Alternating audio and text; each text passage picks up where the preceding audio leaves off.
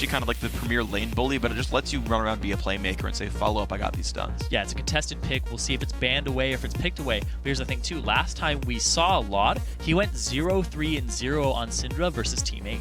His biggest performance was actually on Ziggs, where he had a 10-4-9 performance. Oh, we'll see them. And that was a loss, too, that he had a 10-4-9. That's true. They actually had a pretty rough series against Teammate earlier on in this in the Challenger bracket. We're going to see what these guys can do. Picks and bans coming through. Zillion dropped away from LoLPro. Alistair dropped off of Support Daddy and Anda here. And kind of see as we keep moving forward. One of the fun things, of course, we haven't seen these teams play this patch yet. This is 4-14 now. We have seen the Chinese play after the LPL on 4-14, so you guys might have seen some of those games. But these are the first Western games in this patch. So. I think Zillion was 100% pick banned last night in the LPL. So also Zillion is a flex pick here between Laud and Patoy. So if they pick it up early, they can still either throw it on the support and say, all right, we'll counter you mid lane, or they'll throw it in the mid lane after they see what Denial brings them in. So little bit of a good move there by Denial to take away that extra X factor that could throw them off in Champ Select. I definitely agree. I think it's a really good choice to get rid of that one. Looks like the Rise going to drop out as well. Nidalee not going to be out for Hanser, but we've seen his Dr. Mundo be amazing. And now we're going to see what we go for. Looks like the big three top lane bans, Maokai, Nidalee, and Alistair all went away. And Nunu right away picked up for Heaven Time. Yeah, I was talking with you about this because all these junglers are kind of falling by the wayside, at least not as popular. Evelynn is only very popular in more challenger matches when people aren't as vision-oriented or as team-coordinated. So right now, top junglers are things like Lee Sin, Nocturne's being played a lot, Jarvan, Kha'Zix, and then Nunu's like right behind that for control. Yeah, and it's going to be a control game for Team LoLPro then. If they can get themselves out of the landing phase nice and safe, and they're going to be in a pretty good spot. We'll see what the Nile eSports goes for themselves. Maybe I'm wrong on the Syndra being contested because we're not seeing her just yet, but I still feel like that's the comfort pick for both these guys. Yeah, the thing is, do you want to pick up the Syndra? Do you want to pick up the Kassadin? Do you want to pick up the Orianna? It's 4-14 I think that Denial will most likely wait until they go to last pick to pick their mid laner here. Yeah, we're going to see if that ends up being the case. Looks like Nami with the hover right here. I actually like her against Nunu because it's very easy to disengage his like really weak attempts at walking at you. And it's instead Denial setting up for the best bot lane they can go for here. The only... Yeah, I mean, I guess there are two kind of support bans in this one, but Kog Nami, one of my favorite bot lanes here. Yeah, and the thing is that Morgana's such a prevalent bot laner right now. She did take a hit to her ultimate damage and to her black shield, but it really doesn't put her down at all. The Dark Binding is still as powerful as it was before. And against Nami, Nami still kind of counters Morgan lane. So having that combined with the Kog'Maw really takes care of his early game. True. Honestly, yeah, it's just a wonderful lane. It works in all of these cases. Kog'Maw, one of the best mid-game AD carries as well, so you have this like really great level 9 power spike with Trinity Force that should let Denial have a pretty good mid-game here as well as late-game scaling. Corki does have the chance to lane bully him here. I think that will be the pick for Signature. Back remember him playing 2 years ago at the Season 2 Regionals for North America was when I last remember casting him. I remember him really good at being good at the champions like Corki here, so... Corki Thresh going to try to battle that 2v2. Yeah, he's been a really big Jace player, too. His most played is Jace currently. I think he plays AD carry Jace every now and then. Be excited if he whips that one out just because. But these are very serious games. If you lose here, you don't fall into a 3rd, 4th place match. You fall completely out of the tournament and out of your chances of making to the LCS. Right, exactly. I mean, the thing is, though, we've seen teams, just to get on that topic real quick, we've seen teams run crazy stuff. One of my favorites is Dragonborns back in spring 2013 with the Soraka Nidalee bot lane. They won games with that one, and they were an 8th place team. So sometimes that crazy stuff does work out, and it's just up to you to figure out what's going to be there. Denial now to make the next few choices. We've seen both bot lanes and a Nunu, so really neither team has shown their strategies yet. Like, you don't like tailor your team necessarily around the fact that, well, we see a Kog'Maw and a Corki now. Like, that's in a lot of cases a wash. Yeah, the only thing you can really like kind of infer from this is that what they want to do bottom is push them out early and possibly invade the jungle with Nunu. But that's kind of Nunu's MO, and you'll see that coming in for Denial eSports. But here on Denial eSports side, they took the Kog'Maw for the scaling. They took the Nami to take care of some of his early game and then late game disengage. Yeah. And now they're saving their last pick as their mid laner, which I thought they would do because I talked about how skilled Laud is. Up against Nubby, who is the playmaker of the team and the shot caller, you want him on the most comfortable champion he can be on in a lane matchup. Because if you get him a losing matchup because you pick something early, there's so much more pressure on that player. That's a good point. So they are going to set up for a matchup here in the mid lane. Good call on this one. And Denial have now shown their hand going for a late game strategy here. Dr. Mundo in the top lane, Kha'Zix in the jungle. And it's going to be all about them getting out of the laning phase and having a really damn good 35-minute team fight.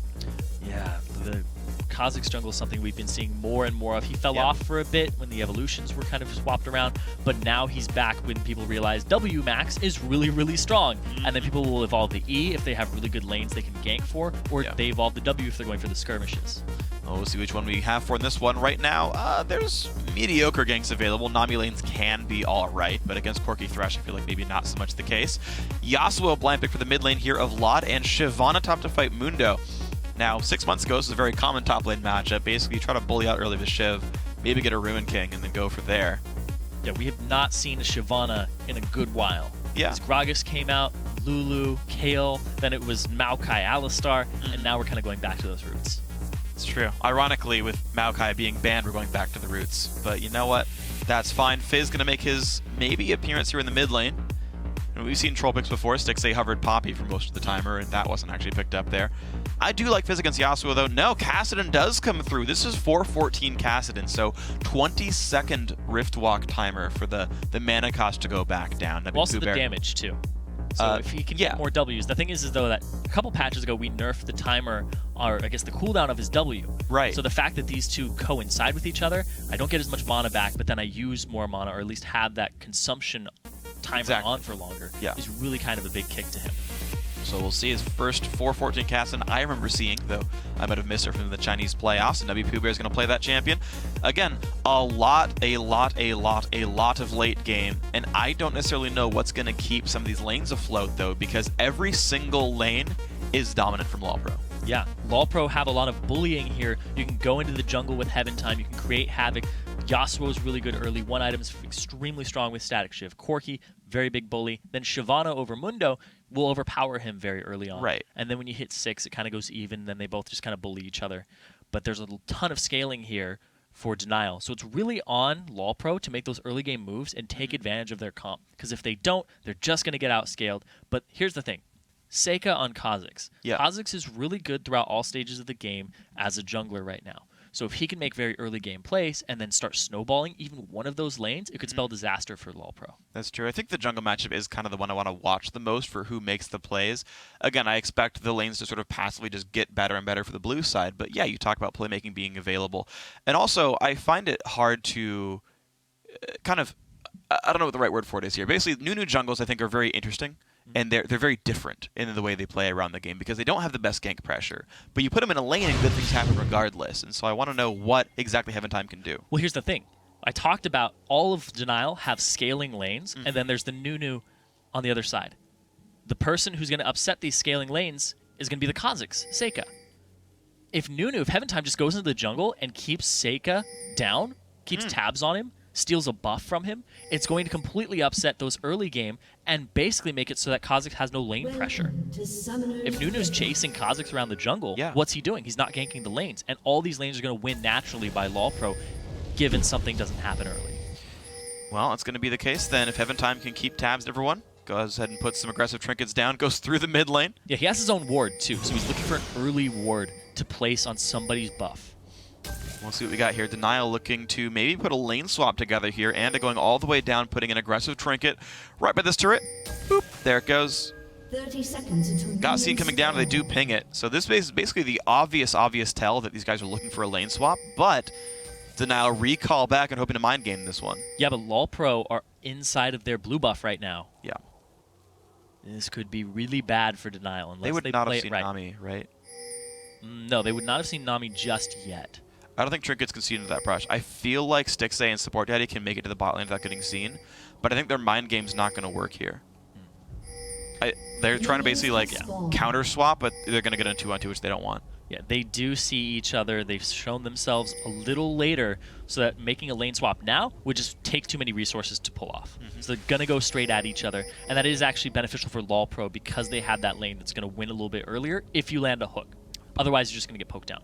But look at this, though. This is actually a nice... it ultimately works out the same in both cases here, but both teams got aggressive buff starts, despite the fact that they could have been fought against, kind of because of these sort of fake lane swap movements that LoLPro wasn't even trying to look at this left-hand side jungle, but of course, same thing for LoLPro. They just went all the way over to the blue buff, and no one's going to stop them. So blue buff starts, pretty safe openings, and we're going to have a teleport advantage briefly for Anda as Hanser is forced to TP into his own lane. Yeah, he's stuck around and help that leash really, really, really well.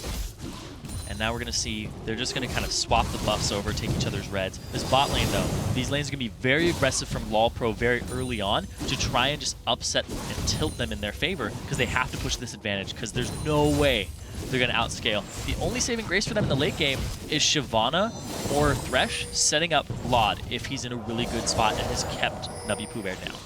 The one thing that can help as well, if Navi Poober is kept down as well, is that Stixxay can be pushed around as well by a Shyvana. The Blood Bowl of Shyvana is going to make a kind of Cog's life really difficult, who honestly doesn't have a lot of peel for himself. Nami can try, so that's one thing also we can look at is maybe Hanser puts his game on his back, or Vlad can do it himself, but we'll see. Navi Poober so far holding pretty equal in the mid lane against Vlad. Time grabs his red buff for himself, so jungler's so far unmolested. Oh, Vlad, though, a little far up.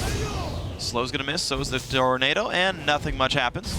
Nunu spotted by a Trinket as he makes his way towards the right-hand side, and he's going to, as you talked about, wants to maybe screw with Seika in some way. I mean, he stole his wolves, and he left the rest of it up, so he has to clear that out on Seika's side. Right now, it's just kind of going to be very unaggressive, but that's in Denial's favor. Yeah. If nothing happens, it's okay, pretty much. Yeah. And the funny thing about this matchup, too, is it is actually in Caston's favor. Like, you wouldn't think that it is, but it is. I played it a couple days ago, and I played it like weeks before that, too. But every time, Caston just bullies him around. Cooldown on Q is very, very low. You get into base contact with him. You're able to W for some extra damage. And the fact that Yasuo casts his E so often gives you a lot of force pulses. Oh, no. But maybe we're going to take a little bit of damage there. Rebel's going to land as well. Puts the slowdown and disengages pretty nicely. Only took damage from Nunu there. 2 Ice Blasts and a couple auto attacks. Nope, Seika coming around the side here. Signature hit by a bubble. Ooh, Exhaust goes on as well. There's the Valkyrie down and flashes out as well. That is a summoner spell lost. Actually, 2 summoners, sorry, both of them flashing away for the Exhaust. Yeah, and now Signature has no mana available. He has about 1 Phosphorus Bomb left, and Stixxay and Sport Daddy pretty healthy.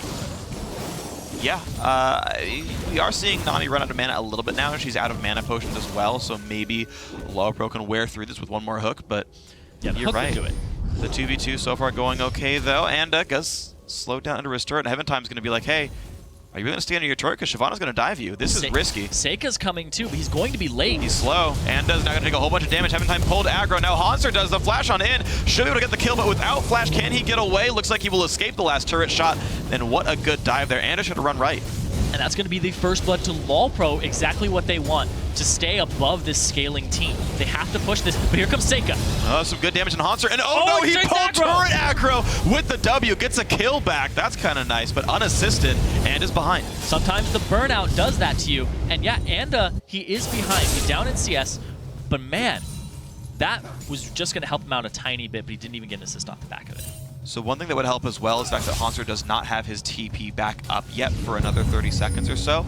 And so he's going to miss an entire wave under his turret as Anda pushes that down. Stixxay gets hooked up, Blade in as well, good Phospho Bomb. Summoner heal used to stay alive, damage not coming across to Signature. But now it's kind of a summoner spell lead for LoLPro in the spot lane. They now have both of their flashes to the Ignite and Heal, so it's kind of... I would personally prefer to have Ignite and Heal, because it does more in a fight. In a gank, I'd rather have Flash. That's true. In terms of just damage, like Flash does no damage. No. You reposition yourself to make you dodge a Phospho Bomb and a hook, I guess. But yeah, like in his 2-on-2, I would generally rather be in LoLPro's situation right now. Okay. But again, it's just, if I get ganked, then I'm screwed. But hey, you just play better. You just get lanterned out. Just hope that Patoy's got your back. That's the goal, right? Like, that's why I was like, oh man, it's going to be so hard to gank bot lane. Like, Kha'Zix might not have much to do here down on that side, because yep, Flay and Lanterns and Valkyrie. And you can see the priority that they put on the Kog'Maw Nami first pick, because look at Stixxay. He's even in CS with the Corki at 6 minutes and 40 seconds in. Yeah. A lot of the time, Corkis will just start running away with the game here, try to lane bully you out. But the Nami with the sustain and the extra poke definitely helps him out here to go even. Absolutely. I mean, I really love that bottom lane. The extra healing lets you sort of stay afloat in what are otherwise bad matchups, like Corki versus Kog'Maw. And it's on, basically then it's on you to dodge the Patoy hooks. It's on you to be not hit by the skill shots of the enemy support, whether it's Braum, whether it's Thresh, whether it's even Morgana.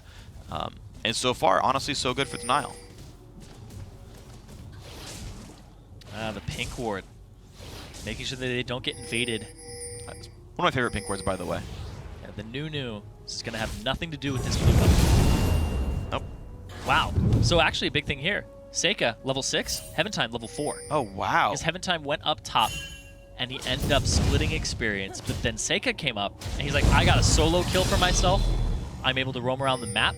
Heaventime's using a lot of his time to just clear some camps, but also put wards down, so he doesn't have as much pressure on the map as Seika does at the moment, because Seika's been kind of playing it safe. He has been, and honestly, that's reasonably okay. I mean, he got that one good counter gank in the top lane, and you mentioned the level disparity there. I mean, some of that is bought by the fact that Anda should be a little bit behind Hanser here. That one wave denied to the turret notwithstanding, I feel like that should still be a lead that Hanser is going to hold, and you can see he's still plus 10 CS because of it. So the leads are in different places, kind of. Thing is that both junglers will hit 6 off of their second buff here. So Heaventime will be in a good spot. Seika doesn't really have a good time window to push this advantage of having level 6 and evolved wings, so that it doesn't really mean all that much in the grand scheme of things. Because if he shows up to a lane against level 4 Nunu and he's 6, big disadvantage. And there's going to be evolved wings, by the way, here for Seika, so it'll be all about looking for the fights. And it is the W max. Yep, W max. So good at clearing camps. And the extra bonus damage to minions, then multiplied by the intake of your Spirit of the Elder Lizard, you heal so much. Well, oof. So far, Patoy has not been landing a lot of hooks right now, so Signature, Patoy, that bottom lane, same level so far, good. Harass coming down from Cog, 414 Cog, so the R damage nerfed a little bit against champions. And the Void Ooze just looks even bubblier, more disgusting. So pretty and gross at the same time. It's great. Heaventime walking by, but Seika's here. They're both have their ultimate, 6 to 7. Box Seika comes off down, on the wing. support Daddy gets hit by the hook, comes in as well, hits another box wall, and here comes the engage. Heaventime needs to Lantern reposition. comes out, Signature does not chase into that one though, a great absolute zero, and Rockets pick up 1 kill. Seika's got almost nowhere to go, trying to get away, flashes out, but Signature gets the double kill. Now will they chase? Heaventime does not want to keep going on that one. Looks like Stixay is going to get out safely, but 2 kills now for the Corki is pretty big. That could mean Dragon. The reposition of the AoE slow from Heaventime flashing using his ultimate was perfect, and they will go straight for a Dragon here. You kill the jungler, you kill the bot lane AD carry, pick it up for yourself, because Laud, he knew that was coming, he shoved the lane out. Beautiful stuff, man. And Team LoLPro, 4-man the Dragon, no contest. Okay, the junglers actually pass each other, and they're well aware of each other's existences in this bot lane. Hook onto Support Daddy into the box wall. Slow on top of slow. Heaventime uses ult, he gets bubbled, but then the big one picks it up. And the biggest thing there is that Seika didn't do a lot of damage because he was too worried about the Nunu ult and the Absolute Zero. But here we go, a fight in the jungle, 3-on-2. Also coming around, Anda on the chase as well. Nabi Pooh Bear does have plenty of mana if he wants to keep chasing. Laud not going to take some damage. Exhaust is on, and in comes everybody else as well. 3v3, great 3-man Yasuo ult, and that is 2 people picked up. Anda forced to flash away, and LoLPro have just found a lot of advantages. The last breath was so good there. He waited on it. The early game damage, you don't really have that burst from these champions that Denial has just yet. And if somebody sticks by you, Kaz isn't going to get that extra burst. And the fact that he has W max doesn't make him that great in these little just pick people off situations. Hanser starts it off with a really good ultimate, but then they buy time. They kite backwards. They wait for Nunu to get to this fight, and then they re-engage it. He has his Steel Tempest 3. Oh no. 3 stack there, and then he gets it off. But man, this bot lane, TP comes in too. Stixay left an orphan to support Daddy, goes down, and now Anda forced to run away there. Patoy and Signature on the chase. This might not have been the TP exactly that Dr. Mundo wanted. He's going to go down. Zig now 4-0 in this game. Stixay not really able to fight back either. What a gigantic lead for LoLPro. And we talked about this mid lane here. Laud, 100 CS, he has 22 over Nabi Pooh Bear right now, and he's 0-0-2. Laud is just such a skilled player. Every time we see him, we're kind of like, he's the new saving grace of LoLPro. I mean, he's been on this team since he was swapped, even before that, because he was on 80 carry. And now, people just can't find somebody to fill that void for him. Signature might be the person 4-0-0, ready to step up. I mean, LoLPro have swapped their bot lane around so much this split, and this is the first sort of signs of life we've been seeing from these guys. I gotta say, even way back when, that first gank, that double kill we saw initially in the bot lane, was because Patoy hit 6 before Support Daddy. Yeah. They used that little window of a level lead and went for it. The box was a lot of the reason those kills came down. The hook as well was great. Patoy's been good for this team. And Zig so far following up great with kills, and it's a 5,500 gold lead. That's massive. Yeah, and Hanser already has his Blade of the Ruined King even before 12 minutes into the game. So he's well off in signature. Oh, they want to pressure the no mana Stixay. The hook! Oh! Not quite a support, Danny. That was pretty close right there, but you're seeing how aggressive LoLPro are able to be. They know they're ahead in this lane, and life is just so difficult for Denial down here. Yeah, they thought that their advantage was going to be this bottom lane being together for longer with Stixay and Support Daddy, but Signature and Patoy are showing that they have synergized over these little weeks that they've had to prepare. Oh. People are gotta be. I don't think he'll die to Heaven Time. I think he'll be safe. No, but here comes the support with the hook.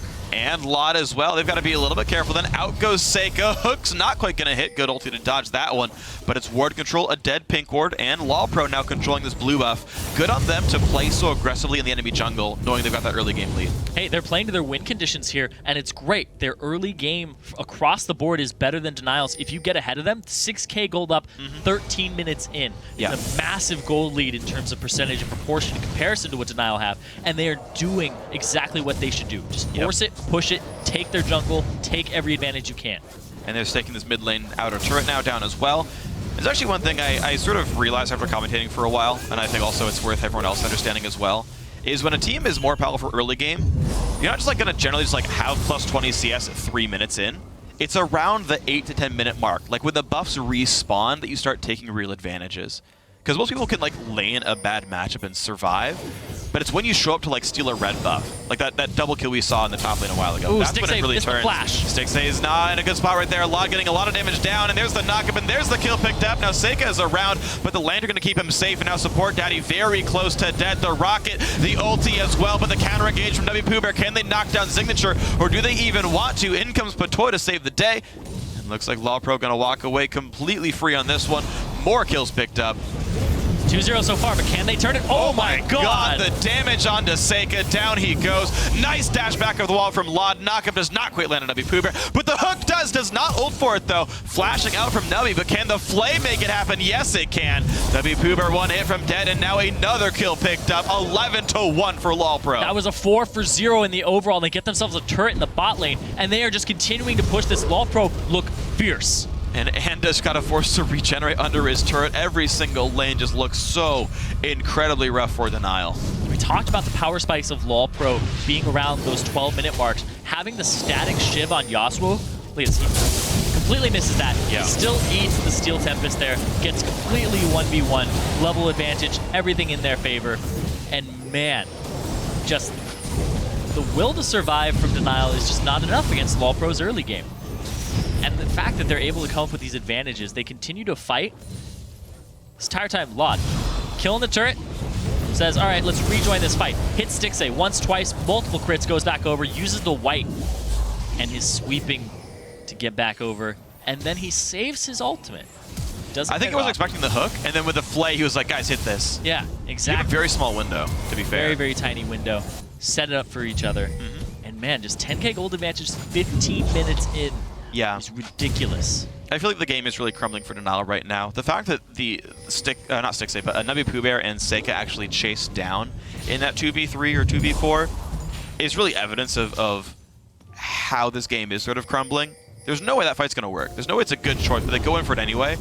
And they've got to learn a little bit better self-control and realize that sometimes you just got to give up your jungle and not take these fights where you are sort of overpowered on champion power. Yeah, well, 10k gold behind is ridiculous. They're behind in champion power, item power. All these spikes are going to be so delayed for them. And the fact that they're a late game comp, they aren't going to have really any signs of life for a long time because they're going to be out-leveled on top of all of this. And Seika walks into his own jungle, sees a tornado in the front of it, pops his ulti. Lot says, I see you over there. There's red. Dies to the red buff. Oh, man. I mean, at this point, it's like, if you see him, you know he's going to fall over. Q comes out, shield doesn't matter too much. Nice bubble, though. And the high fidelity void ooze, but there's WPoober, can land the hook, but ulti, of course, not up right now. Damage still comes through. A lot of pain coming out of WPoober. Heaven Time just diving down very aggressively, and now comes Zig for the backup. 1-for-1 damage on the support. Dead, and now looks like Tsunami not going to fall down. Lantern keeps Zig safe.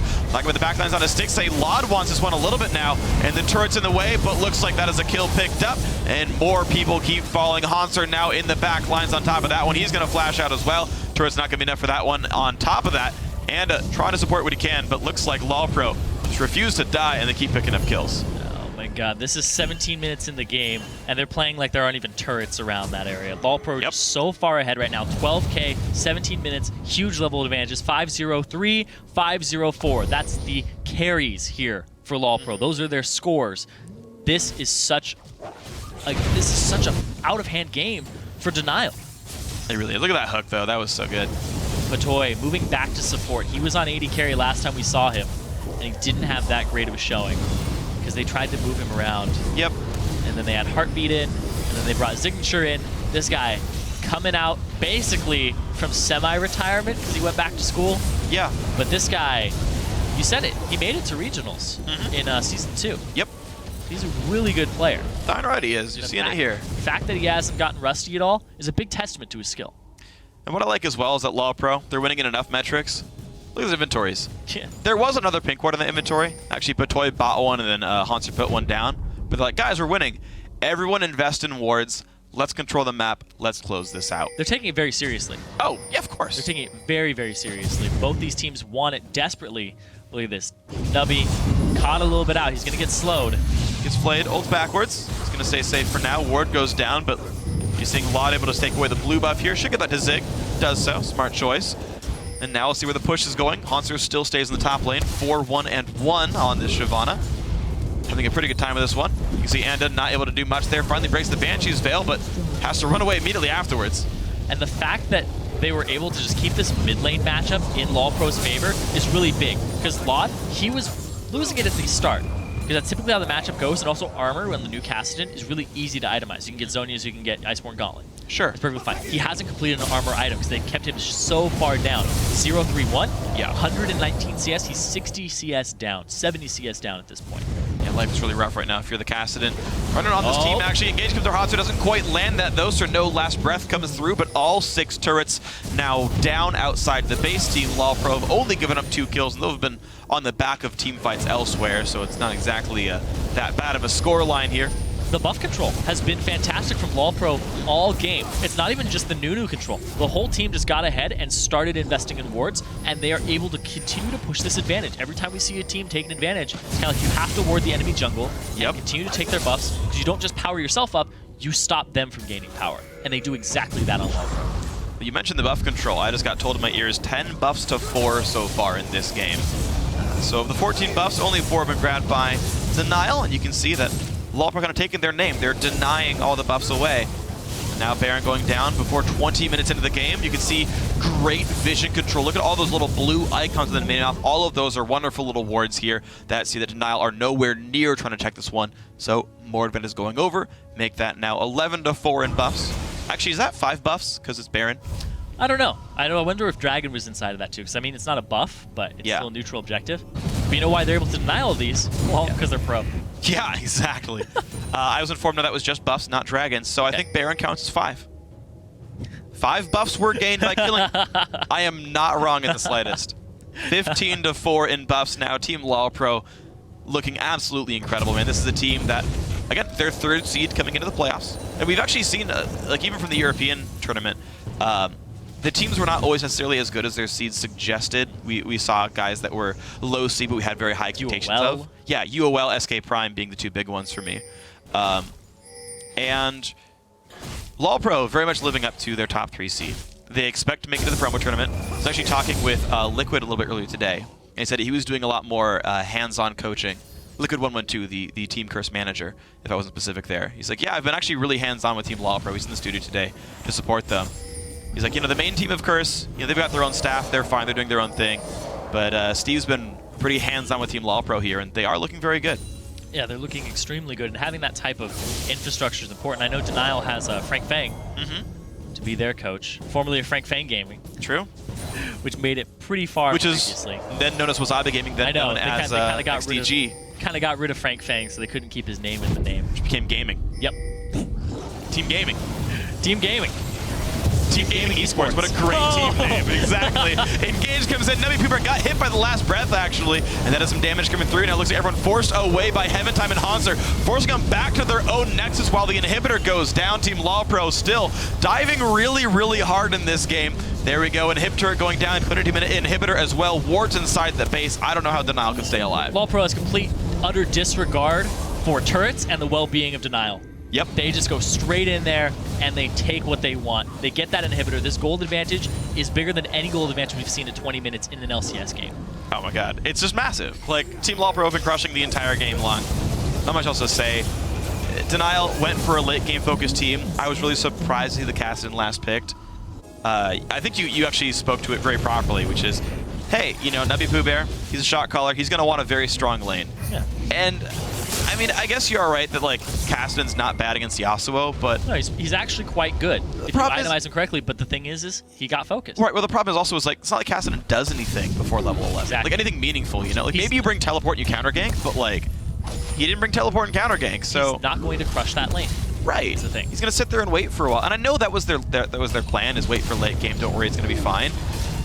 And, I mean, to be fair, some of that worked out, but Heaven Time seemed to outgank Seika. Oh, yeah. Heaven Time on a Nunu. Yeah. He made more happen. It's a factual argument. Oh, yeah.